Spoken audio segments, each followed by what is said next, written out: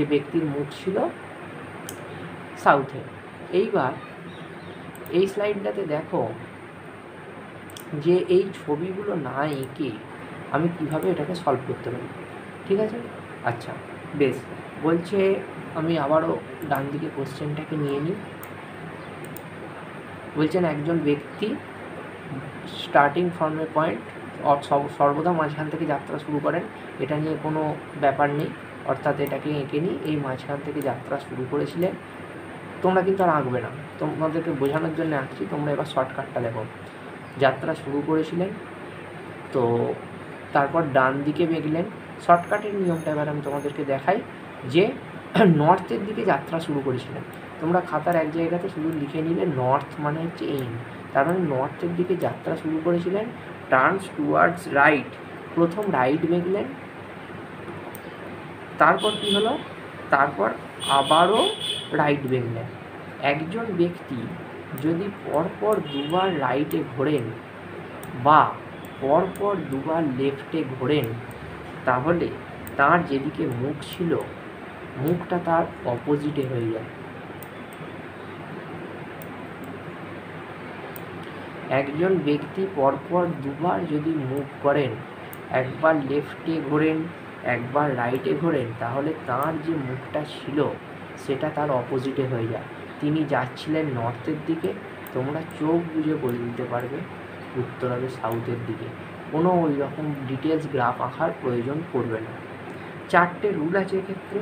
যদি একজন ব্যক্তি পরপর দুবার ডান দিকে বেঁকেন বা পরপর দুবার বাঁ দিকে বেঁকেন, তার পজিশান হয়ে যায় অপোজিট। 2 নম্বর রুল বলছে যদি কোনো ব্যক্তি চারবার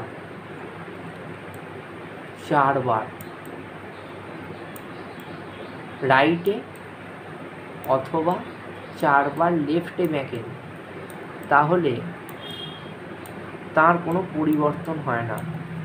পরপর 4বার রাইট আর পরপর 4বার লেফটে যদি কেউ বেঁকে, তাহলে তার কোনো পরিবর্তন হয় না, তিনি যেদিকে মুভ করেছিলেন সেদিকেই তার মুভ হয়ে যায়।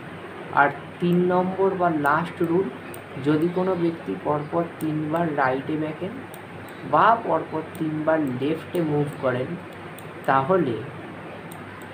তাহলে তিনি যদি পরপর 3বার রাইটে বেঁকেন তাহলে একবার লেফট হয়, 3বার লেফটে বেঁকলে একবার রাইটে বেঁকেন, 3বার লেফটে বেঁকলে একবার রাইটে বেঁকেন।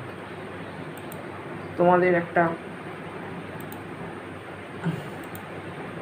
উদাহরণ এখান থেকে যদি আমি খুঁজে পাই, তো তাহলে আমি উদাহরণটা দিয়ে দেখাতে পারি। দাঁড়াও একটুখানি ওয়েট করো। দেখো আমি স্টাডি মেটেরিয়ালটা গ্রুপে দিয়ে দেব।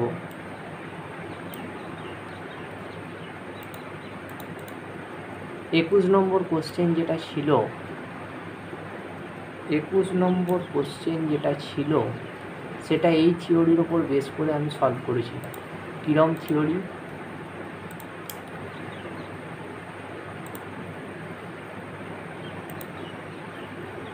21 নম্বর কোশ্চেন বলছে, দেখো আমার কোনো ধরনের গ্রাফ আঁকার প্রয়োজন নেই। 1 ইভিনিং রাজু স্টার্টেড টুয়ার্ড সান। দেখো সবচেয়ে বড় কথা হচ্ছে যে সে বিকেলবেলা সূর্যের দিকে মুখ করে হাঁটছে, মানে ওয়েস্টের দিকে মুখ করে রাজু হাঁটতে শুরু করলো।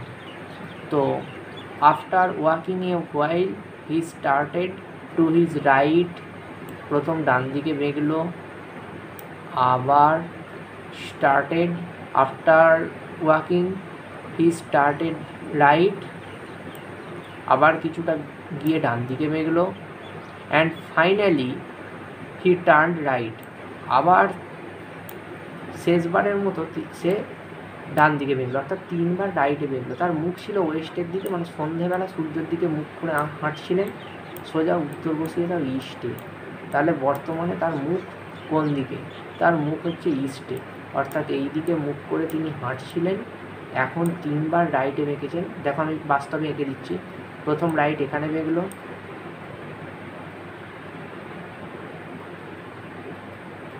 তারপর রাইট এদিকে বেঁকলো, তার মুখ ছিল ওয়েস্টে, 3বার রাইটে বেঁকেছে, তো তারপর জানতে চেয়েছে যে তার মুখটা কোন দিকে আছে। আচ্ছা, 3 বার রাইটে বেঁকেছে, আমার বলাটা একটু ভুল হলো, আমি বললাম যে 3 বার রাইটে বেঁকলে 1 বার লেফট হয়, 2 বার রাইটে বেঁকলে তার অপোজিট হয়। আচ্ছা, 3 বার রাইটে বেঁকেছে, দেখো প্রথম রাইটে বেঁকলো, তারপর এদিকে গেল কিছুটা, এদিকে গিয়ে আবার এদিকে রাইটে বেঁকলো, অর্থাৎ 1 বার লেফটে বেঁকলো, তাহলে তার ওয়েস্টে মুখ ছিল, 1 বার লেফটে মুভ করলো, তাহলে তার উত্তর হলো সাউথ।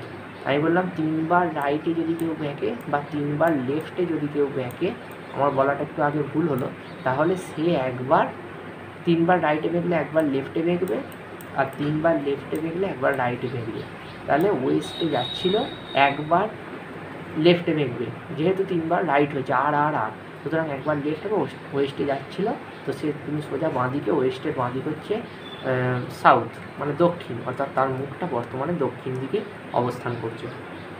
বুঝতে পারলে ব্যাপারটা? 3 বার লেফটে যদি বেঁকে তাহলে 1 বার রাইট হয়, 3 বার রাইটে যদি বেঁকে 1 বার লেফট হয়। 3 নম্বর আর একটা উদাহরণ যে সেকেন্ড থিওরিটা দিয়ে ছিল, সেই থিওরিটা দিয়ে তোমাদেরকে দেখাই। এগুলো যদি তোমরা ছবি এঁকে করো খুবই কঠিন ব্যাপার, কিন্তু আমি যে পদ্ধতিটি দেখাচ্ছি খুব ইজি লাগবে। দেখো, ইস্ট ওয়েস্ট তোমরা যেমন আঁকলে, আমি সেরকম দেখানোর জন্য দেখালাম। তো a man starts from a point works 8 কিমি টুয়ার্ডস নর্থ। আমি বলেছিলাম এইখানেতে নর্থ বলে লিখে নিতে, খাতায় তো এসব আঁকার দরকার নেই, নর্থের দিকে যাচ্ছিলো এটা আমাকে জানতে হবে। তো যেতে যেতে প্রথমে রাইট 24, উদাহরণ 24,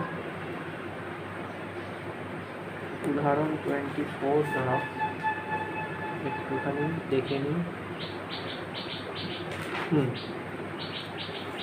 24 প্রথমে রাইটে বেঁকেছে, আবার রাইটে বেঁকেছে, আবার রাইটে বেঁকেছে, আবার রাইটে বেঁকেছে, অর্থাৎ ব্যক্তি যেদিকে যাচ্ছিল সেদিকেই তার মুখ ছিল। অর্থাৎ ব্যক্তি যদি ওয়েস্টে যায় তাহলে ব্যক্তির মুখ নো চেঞ্জ, অর্থাৎ ব্যক্তির মুখ ওয়েস্টেই হবে। ঠিক আছে, সুতরাং এইভাবে তোমরা যতগুলো এই টাইপের আছে সেইগুলো সলভ করে নিতে পারবে। ঠিক আছে, যে কোনো ব্যক্তি কোন দিকে যাচ্ছে, যদি যেতে যেতে এরকম রাইট টার্ন নেয়, লেফট টার্ন নেয়, তাহলে তোমাদের এইগুলো এইভাবে তুমি সলভ করতে পারবে। আর একটা কথা বলে দিই, শুনে নাও ভালো করে। প্রথম অঙ্কটা যেটা আমি তোমাদেরকে দেখালাম, যে এই ছবি এঁকে এখানেতে বলেছে a man starts works from a point works 2 কিমি টুয়ার্ডস নর্থ। তো 2 কিলোমিটার নর্থে যাচ্ছে, তারপর আবার ডান দিকে বেঁকে 2 কিলোমিটার যাচ্ছে, আর লাস্টে আরেকটু হাঁটছে। তো এখন তার মুখ কোন দিকে, তোমরা অঙ্কের লাস্ট লাইনটা পড়বে যে তার মুখ কোন দিকে জানতে চেয়েছে, নাকি যেখানে যাত্রাপথ আছে সেখান থেকে তার অবস্থান জানতে চেয়েছে, নাকি সে কতটা দূরত্ব অতিক্রম করতে চেয়েছে সেটা জানতে চেয়েছে। চ্যাপ্টারের নাম ডিরেকশান অ্যান্ড ডিস্ট্যান্স টেস্ট। যদি ডিরেকশান জানতে চায়, যে তার মুখ কোন দিকে, এটা যদি জানতে চায়, তাহলে কখনোই এই দূরত্বগুলো কোনো কাজ দেবে না, শুধু কোন দিকে বেঁকছে সেটাই বড় ব্যাপার। সে 2 কিলোমিটার গেল কি 200 কিলোমিটার গেল, এটা কোনো ফ্যাক্টর হবে না। শুধুমাত্র ফ্যাক্টর হবে যে সে কোন দিকে বেঁকছে। যেমন সে 2 বার রাইটে বেঁকেছে প্রথম অঙ্কের ক্ষেত্রে, তার মানে আমি তাকে বলে দিতে পারি 2 বার রাইটে বেঁকেছে মানে অপোজিশানে বেঁকেছে, নর্থে যাচ্ছিল সাউথে হয়ে যাবে। তোমরা যদি বাস্তবে গ্রাফ করো, এই জাতীয় ভুল তোমরা করো যে প্রথমে 2 বসাও তারপর 2 বসাও, আমি বলি অঙ্কটা করবার আগে একবার লাস্ট লাইনটা দেখে নেবে যে সে কী জানতে চেয়েছে, কোন দিকে তার মুখ আছে, নাকি কোন দিকে সে যাত্রাপথ থেকে তার বর্তমান অবস্থান আছে, নাকি কতটা যাত্রাপথ সে গেছে সেটা জানতে চেয়েছে। যেটা জানতে চাইবে তার ওপরই উত্তর হবে।